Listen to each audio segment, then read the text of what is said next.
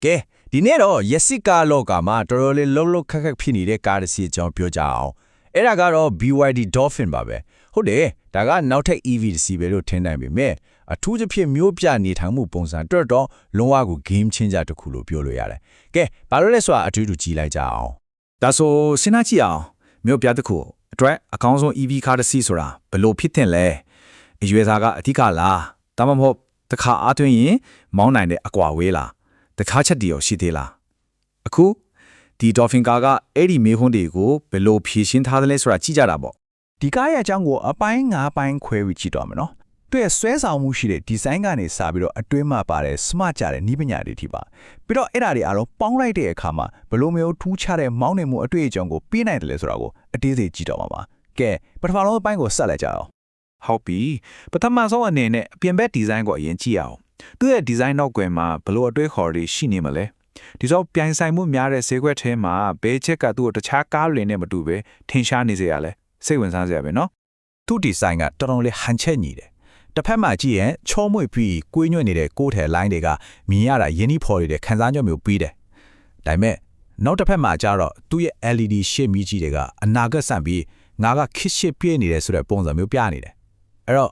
့ဒါကအမှုပညာနဲ့နီးပညာကိုလှလှပပလေးပေါင်းဆက်ထားတာလို့ပြောရမှာပဲဆိုတော့ဒီကားလူရှုတဲ့မြို့လေခေါင်လမ်းမကြီးပေါ်မှာမောင်းမောင်းဒါမှမဟုတ်တိတ်ဆိတ်တဲ့စင်ကြေဖုံရက်ွက်လေးထဲမှာမောင်းမောင်းဘယ်နေရာမှာမဆိုလိုက်ဖက်နေမဲ့ဒီဇိုင်းမျိုးပါလူငယ်တွေအတွက်လည်းမိုက်တယ်မိသားစုတွေအတွက်လည်းအဆင်ပြေတယ်လူတိုင်းကိုဆွဲဆောင်နိုင်တဲ့ဒီဇိုင်းလို့ပြောရမှာပေါ့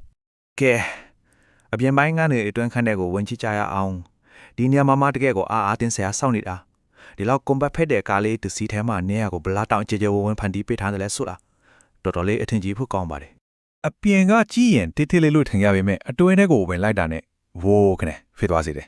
လုံးဝကျေဝင်ပြီးလေးဝင်လေးထွက်ကောင်းတဲ့ခန်းစားချက်မျိုးကိုပေးတယ်တကယ်ကိုဒေါက်တာဟူးတဲ့ကထားတယ်လို့ပဲအပြင်နဲ့အထက်ကတခြားစီပဲအမှန်နဲ့ပြောရင် compact car လောကတည်းကဒါကတကယ်ကို game changer တခုပါပဲအဲ့လိုကျေဝင်းနေရတဲ့လိုအပ်ချက်ကပါလဲဆိုတော့ e-platform 3.0 ကြောင့်ပါဒီလိုမြင်ကြည့်လိုက် skateboard တစ်လုံးလိုပဲ battery တွေကိုကားရဲ့ကျမ်းပြင်မှာပြပြလေးခင်းထားလိုက်တော့ကျမ်းပြင်တစ်ခုလုံးညီလွှားပြီးလူထိုင်ဖို့နေရာကိုအများဆုံးရလာတော့ပေါ့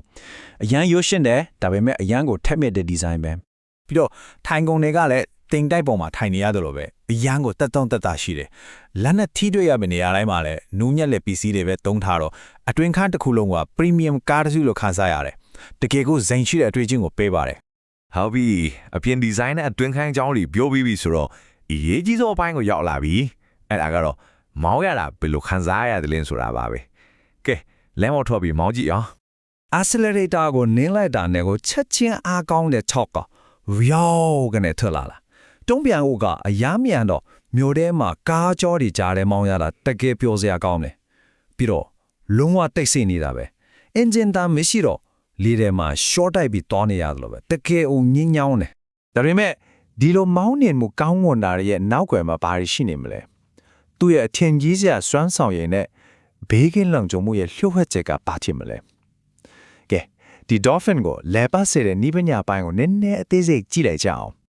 ဒီကောင်းမှာသုံးထားတဲ့ battery ကရိုးရိုး battery မဟုတ်ဘူးเนาะဒါက Dolphin ရဲ့နှလုံးသားလို့တောင်ပြောလို့ရတယ်သူ့ကိုတခြားပြိုင်ဘက်တွေထက်တာလုံစေတဲ့အထူးအချက်တစ်ခုပေါ့တကယ့်ကို engineer ပညာရဲ့အကောင်းဆုံးလက်ရာတစ်ခုပါပဲသူ့ရဲ့မောင်းနေနိုင်တဲ့အကွာအဝေးကတော်တော်အားရစရာကောင်းတော့နေ့တိုင်းယုံသွားယုံပြန်တာမျိုးအပြင်မှာထရက်ကြီးစားရနေတွာလာနေရတာမျိုးနောက်ပြီးပေးရမှာခရီးတိုလေးတွေဖတ်တာအထိအားကုန်သွားမှာကိုလုံးဝစိတ်ပူစရာမလိုတော့ဘူးဒါတကယ်ကိုစိတ်အေးချမ်းရတဲ့အချက်တစ်ခုပဲလေဘေးကင်းလုံခြုံရေးအပိုင်းကိုကြီးမဲ့ဆိုရင်လေဒါကအခုဘေးမှာအမြဲတမ်းစောင့်ကြည့်ပေးနေတဲ့ခိုးပိုက်လက်တီအောင်ရှိနေတယ်လို့ပဲကာခတုပတ်ဝန်းကျင်ကိုအမြဲတမ်းစောင့်ကြည့်နေတယ်ပြီးတော့အန်ဒရဖြစ်နိုင်တာတွေကိုရှောင်ရှားနိုင်အောင်အသင်ကူညီပေးနေတယ်တကယ်ကိုစိတ်ချက်လုံခြုံရတဲ့ခံစားချက်မျိုးကိုပေးပါတယ်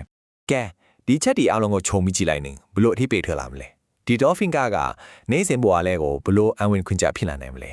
ဒီကားကသွားလျာရှိတာသွားဖို့ရင်တစည်းစနာတဲ့ပို့ပြီးတော့နေစဉ်ဘွားရဲ့ little font တယောက်ဘလို့ဖြစ်လာနိုင်မလဲဆိုတာကြည့်ကြတာပေါ့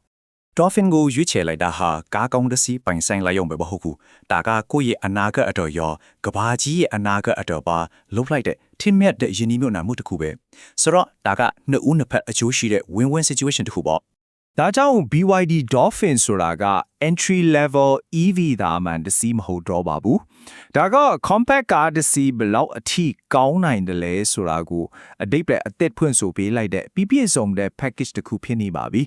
တကယ်တော့ဒါဟာအနာဂတ်အတွက် design ထုတ်ထားတဲ့ car တစ်စီးပြီးတော့အဲ့ဒီအနာဂတ်ကအခုပဲရောက်လာတာပါ ဆိုတော့နောက်ဆုံးမိခွန်းကတော့ဒါပါပဲမြို့ပြသွားလာရေးရဲ့အနာဂတ်ကိုလက်ခံကြုတ်ဖို့အဆင်သင့်ဖြစ်ကြပြီလားပိုပြီး smart ကြပြီးပိုပြီးရေရှည်တည်တံ့တဲ့လူနေမှုဘဝပုံစံကိုပြောင်းလဲဖို့ကအဆင်သင့်ဖြစ်ပြီလား BYD Dolphin ကတော့အဲ့ဒီခရီးအတွက်အကောင်းဆုံးလက်တွဲဖော်အဖြစ်အသင့်ရှိနေပါပြီ